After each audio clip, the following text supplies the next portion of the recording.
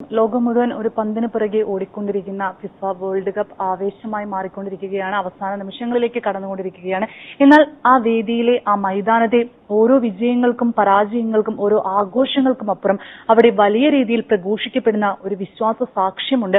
അത് കളിക്കാരുടെ ആയിക്കോട്ടെ, ഒരു ടീമിന്റെ ആയിക്കോട്ടെ, പരിശീലകരുടെ ആയിക്കോട്ടെ, അവർ നൽകുന്ന ലോകത്തിനു മുമ്പിൽ നൽകുന്ന വലിയ വിശ്വാസ സാക്ഷ്യങ്ങളുണ്ട്. എല്ലാ വിജയത്തിനും പിന്നിലുള്ള പ്രാർത്ഥനയുടെയും വിശ്വാസത്തിന്റെയും ശക്തിയെക്കുറിച്ച് അവർ നൽകുന്ന വലിയ സാക്ഷ്യങ്ങളുണ്ട്. അത് ലോകമെങ്ങും ചർച്ചയായിക്കൊണ്ടിരിക്കുകയാണ്. ഈ 2026 ഫിഫ വേൾഡ് കപ്പ് വേദിയിലും അത്തരത്തിലുള്ള നിരവധിയായ സാക്ഷ്യങ്ങളാണ് നമുക്ക് കാണാൻ സാധിക്കുന്നത്. ഓരോ ഇൻഡിവിജ്വൽ പ്ലെയേഴ്സിനെ എടുത്താലും ടീമുകളെ എടുത്താലും അതുപോലെ തന്നെ അവരുടെ പരിശീലകരെ എടുത്താലും അവർ ലോകത്തിന് മുമ്പിൽ നൽകുന്ന വലിയ ക്രൈസ്തവ വിശ്വാസ സാക്ഷ്യങ്ങളുടെ പട്ടിക അങ്ങ് നീളുന്നത് തന്നെയാണ്.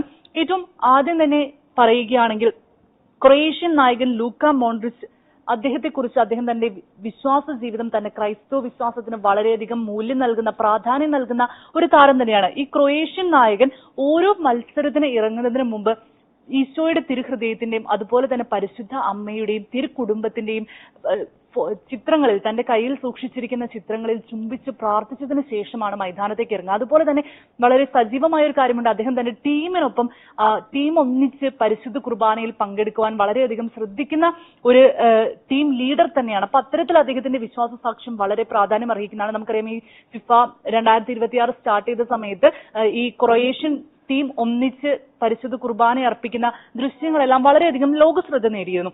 അതുപോലെ തന്നെ ഈ ക്രൊയേഷ്യൻ ടീമിലെ മറ്റൊരു വ്യക്തിയായിട്ടുള്ള മെത്തേയോ കൊവോസ് പറയുന്ന ഒരു കാര്യമുണ്ട്. പരിക്കുകളുടെയും പ്രതിസന്ധിയുടെയും കാലത്ത് തന്നെ സഹായിച്ചത് തന്റെ ക്രൈസ്തവ വിശ്വാസമായിരുന്നു. തന്നെ തുടരുവാൻ, നിലനിൽക്കുവാൻ, ആത്മവിശ്വാസത്തോടെ തുടരുവാൻ സഹായിച്ചത് തന്നെ ക്രൈസ്തവ വിശ്വാസമാണെന്ന് അദ്ദേഹം പറയുന്നുണ്ട്.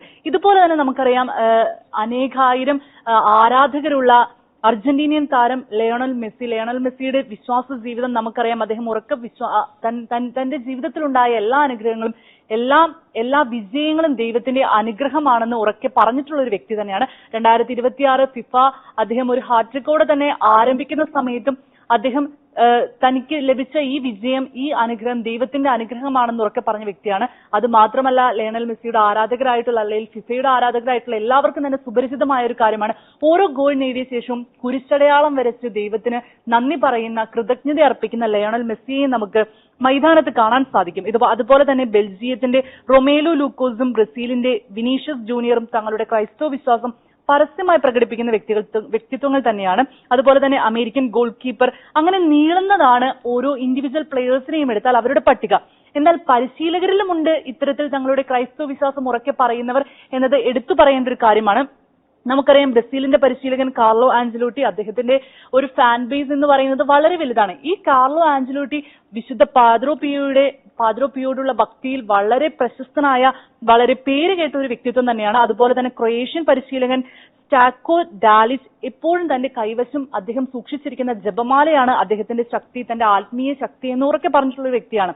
ഇവിടെ ഒന്നും തീരുന്നതല്ല 2026 ഫിഫ വേദിയിൽ അരങ്ങേറിയിട്ടുള്ള വിശ്വാസ സാക്ഷ്യങ്ങൾ എന്ന് പറയുന്നത്. നമുക്കറിയാം, ബ്രസീലിയൻ താരം നെയ്മറിനെ എത്രമാത്രം അദ്ദേഹത്തിന്റെ ആരാധകർ ഉറ്റുനോക്കിയതാണ് നെയ്മറിനെ 2026 ഫിഫ വേൾഡ് കപ്പ് വേദിയിലേക്കുള്ള മടങ്ങിവരവെന്ന് നമുക്കറിയാം. പരിക്കുകൾക്ക് ശേഷം ദീർഘനാൾ വിശ്രമത്തിലായിരുന്ന അദ്ദേഹം ഈ 2026 തനിക്ക് സെലക്ഷൻ കിട്ടിയ നിമിഷം മുതൽ അത് മാത്രമല്ല, അദ്ദേഹത്തിന്റെ ജീവിതത്തിലെ പല ഉയർച്ച താഴ്ചകളുടെ ഘട്ടങ്ങളിലും തന്റെ സോഷ്യൽ മീഡിയ അക്കൗണ്ടിൽ വിശ്വാസ സാക്ഷ്യങ്ങൾ, വചനങ്ങൾ അദ്ദേഹം പങ്കുവെക്കുന്നത് വളരെ ശ്രദ്ധ നേടിയിരുന്നു. അതുപോലെ തന്നെ തനിക്ക് സെലക്ഷൻ ലഭിച്ച അവസരത്തിലും അദ്ദേഹം ഇതുപോലെ തന്നെ ബൈബിൾ വചനങ്ങൾ പങ്കുവെക്കുന്നത് വളരെ ലോകശ്രദ്ധ ആർജിച്ചൊരു കാര്യമാണ്. അതുപോലെ തന്നെ ബ്രസീലിന് നല്ല മികച്ച പ്രകടനം കാഴ്ചവെക്കാൻ സാധിച്ചില്ല, അവർക്ക് മടങ്ങേണ്ടി വന്നു. കണ്ണീരോടെ മൈതാനത്ത് നിന്നും മടങ്ങുമ്പോഴും അദ്ദേഹം ദൈവത്തിനോട് പ്രാർത്ഥിച്ചതിന് ശേഷമാണ് 2026 ഫിഫ വേൾഡ് കപ്പിന്റെ മൈതാനം വിട്ടത് എന്നത് വളരെ ശ്രദ്ധേയമായ ഒരു കാര്യമാണ്.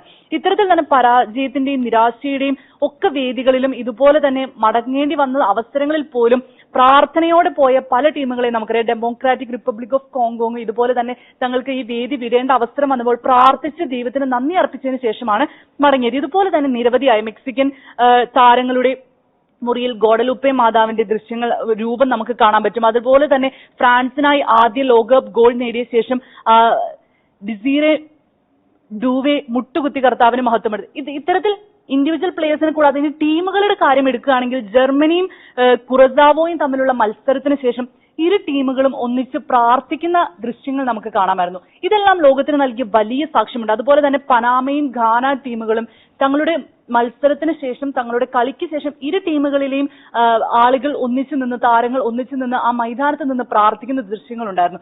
ഇത്തരത്തിൽ ജർമ്മനിയുടെ താരം പറഞ്ഞൊരു കാര്യമുണ്ട്, ആ ഒരു 90 മിനിറ്റ് അല്ലെങ്കിൽ ആ ഒരു കളിയുടെ സമയത്ത് ഞങ്ങൾ എതിരാളികളായിരിക്കാം, എന്നാൽ കളി കഴിഞ്ഞതിന് ശേഷം ഞങ്ങൾ സഹോദരങ്ങളാണ്, ഞങ്ങൾ പരസ്പരം സഹോദരങ്ങളാണ് എന്ന വലിയ സന്ദേശം നൽകിക്കൊണ്ട് അവർ ആ മൈതാനത്ത് നിന്ന് ഒന്നിച്ച് പ്രാർത്ഥിച്ച ദൃശ്യങ്ങൾ, ഇത്തരത്തിൽ നിരവധിയായ വിശ്വാസ സാക്ഷ്യങ്ങളാണ് നമുക്ക് ഫിഫയുടെ ആ ഒരു മൈതാനത്ത് നിന്ന്, ലോകകപ്പ് വേദിയിൽ നിന്ന് കാണാൻ സാധിക്കുന്നത്. അപ്പോൾ വിജയത്തിനും പരാജയത്തിനും അല്ലെങ്കിൽ നേട്ടങ്ങൾക്കും എല്ലാം അപ്പുറം അവർ ലോകത്തിന് മുമ്പിൽ നൽകുന്ന വലിയ വിശ്വാസ സാക്ഷ്യമുണ്ട്. അത് വളരെയധികം അഭിനന്ദനങ്ങൾ അർഹിക്കുന്നതിന്, അത് മാത്രമല്ല ലോകത്തിന് നൽകുന്ന വലിയൊരു മാതൃകയുമുണ്ട്.